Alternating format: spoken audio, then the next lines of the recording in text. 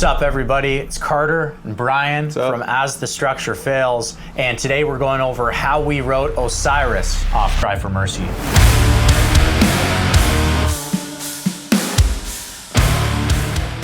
All right, so Osiris. That song was unlike any other. I believe you started it with a friend for a school project. That's right, yeah. I went to school for music production. I got paired up with this guy, Benji, who's a close friend of mine. We started off with the original idea of just writing a song about a guy getting lost in the desert, and then he kind of spirals down into this crazy hallucination of tripping out, and there's like demons and stuff, and it's just he's seeing visions. Yeah. I remember when I saw the first lyric sheet, it's giving me like desert vibes and foreign. Yeah. Like kind of different style, and we took them down a different path. And again, that's probably because of like the start. It started in a different place than it normally does. The first thing that we gotta show is OG demo. Let's check it out.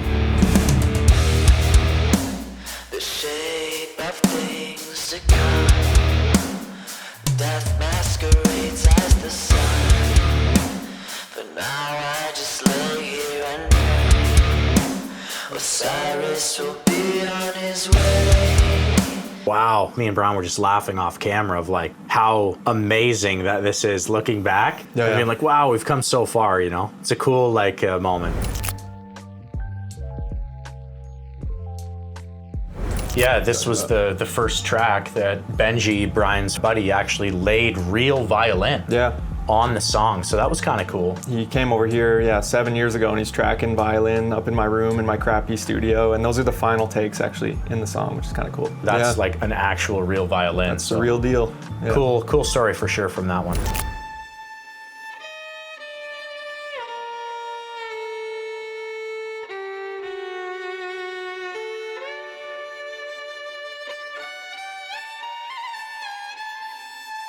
Oh, that's so cool. So cool. So cool by itself. What was the first part you wrote? First part I wrote in that one was we call it the God Riff. That's kind of like a term we developed. You create the instrumental hook, whether it's like some crazy guitar part or even just something catchy. Start off with that and then build the song around it. And sometimes we do that, or sometimes we start with a catchy vocal hook as well. But in this case, it was that crazy tech riff. Everyone was like, oh, that riff's so amazing. Yeah. And I'll never forget that. Not only was it the first part that was written for me, it was like, that's my favorite part. Yeah. You get that riff. Yeah. You know, you get the, what did he just do there?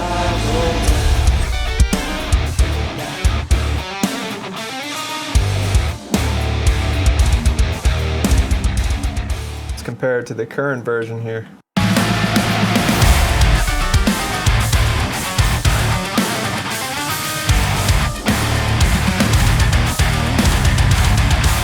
Wow, what a difference, man.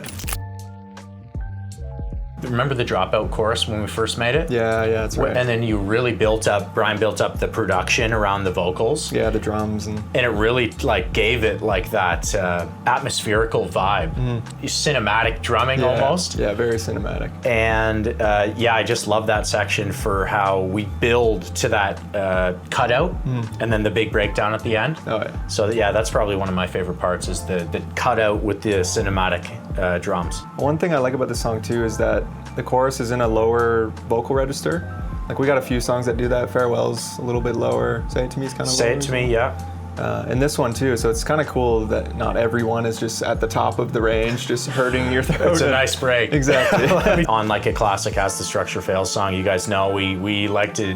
Sky Screecher. We call it the belt tone. The belt tone, yeah. And me and Brian over the years have been working on, what is the belt tone? You know, where is it in our box of notes?